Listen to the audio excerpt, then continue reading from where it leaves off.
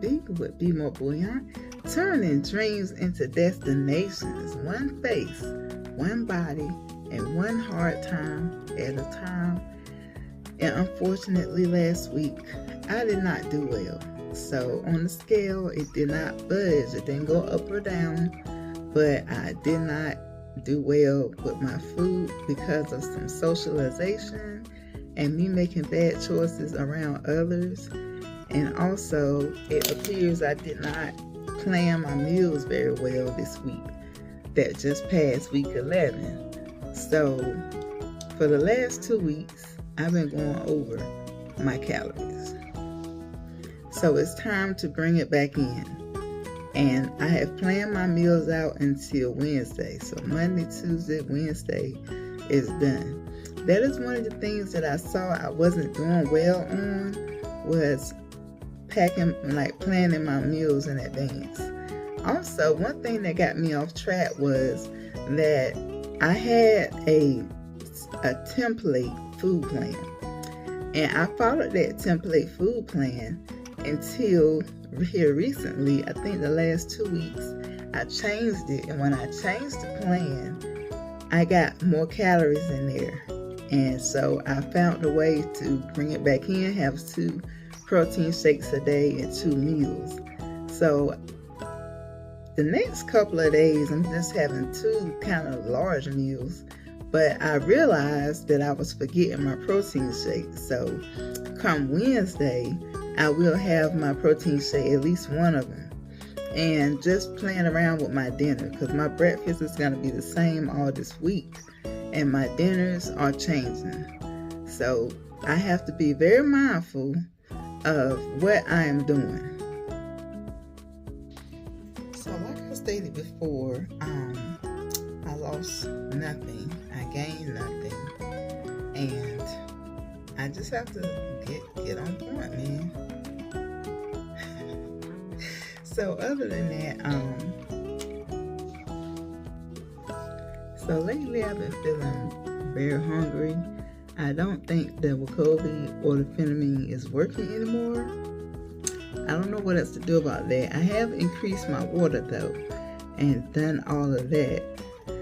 And the times that I went over, it was because I was hungry. However, it's time to lose weight here. So this week, I will not be responding to hunger cues. I will only be going by what I have written down, because I have to get back on track. I want to start back losing and not staying the same or gaining.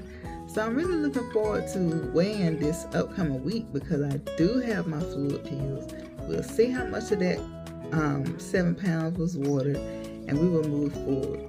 So last week we talked about food addiction, and we are reading Case Shepard. We left off at page 17. I'm going to read for a few minutes so we can see that food addiction is a real thing. It's a real thing. And I'm going to summarize. So it says, efforts to control eating fail repeatedly. So let's talk about my last couple of weeks as a food addict. My efforts to control what I was eating was futile, but I did have a plan. So let's read on. An addict will try anything to lose weight, thinking that weight is the problem.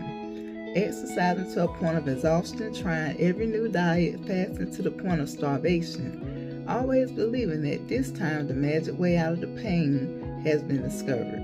Regardless of these efforts, when the addict uses binge food again, the compulsion is triggered, creating trouble with eating again. Efforts to control fail repeatedly. So what it's saying is, eating foods that you know set you off, that you can't just have one bite or one serving. What it's saying is that you try to control certain foods like sugar, flour, and wheat type of foods, and you're not able to control those foods, them starches and the sugar. It says in addiction, control of thoughts and behavior is lost. As addiction progresses, losses become increasingly profound. The addict's life is no longer under her own management. Her thought process becomes dominated by the thinking characteristics of addiction. Food takes over. This is a very strange concept that the course of life is directed by an item from the grocery store. So what it's saying is that eating too much can destroy your life, and it will destroy your life. It is death on a layaway plan. And we all know gluttony is a sin, whether it's gluttonous over money, food, a relationship, gluttony, anything that comes higher than your higher power. When you go to it instead of going to God, that is the problem. So it's saying here that people believing that weight is the problem. Well, here's what it says here. Thoughts of food do not reside alone in the mind of food addicts. Obsession. So now we're going back to obsession. Obsession with food creates constant eating, resulting in concern about weight gain. That's true, which increases the distraction. As the disease progresses, the fear of obesity places the addict in a no-win dilemma.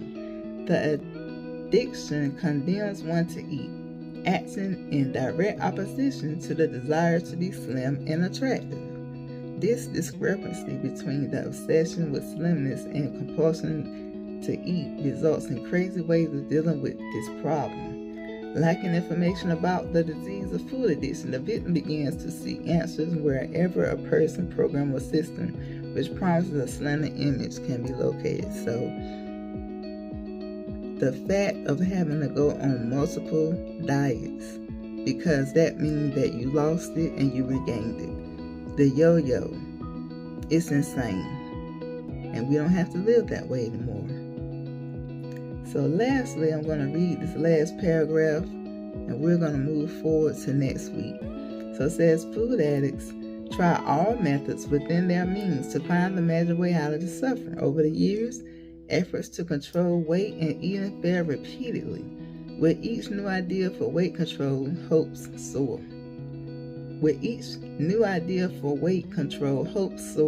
Only to result in more disappointment when the regimen proves impossible to maintain. There are many people in the world ready with yet another diet pill, calorie counting routine, shot or concept to remedy what they believe to be a problem with weight. As with Kathleen surgery, these methods prove to be painful, expensive, and unsuccessful. Unless the system addresses the addiction, failures will be repeated again and again. So when it comes to food addiction, we have to think about how many times we have tried to moderate certain foods, or we try to eat in moderation, which is fine for some people. But if you're an addict, you cannot have cake in moderation, or chips, or any type of man-made carb. You may be able to for a little while, but if you are watching this channel to this point, you know what I'm talking about.